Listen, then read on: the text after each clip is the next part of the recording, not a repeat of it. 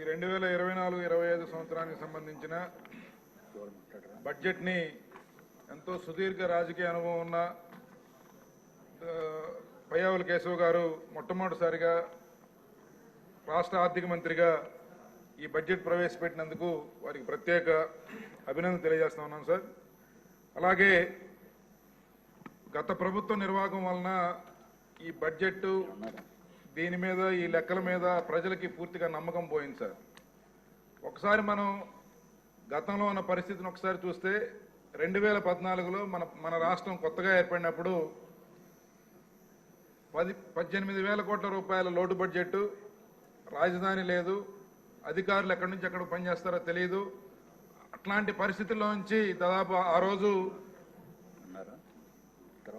Current కూడా సరిగా ఉండేది కాదు.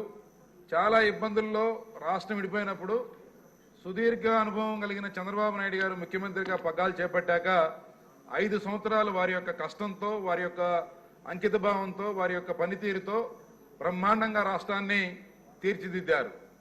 అందులో భాగంగా అమరావతి నిర్మాణం కానీ, పోలవరం పనుల పురోగతి కానీ, లేకపోతే చిన్న విషయం దగ్గర నుంచి పెద్ద విషయం దాకా ప్రతిదీ ఒక పద్ధతిగా ప్లాన్ చేసి రాష్ట్రాన్ని ముందుకు నడిపించిన ఘనత ఆ రోజు 2014-19 కాలంలో ఉంది.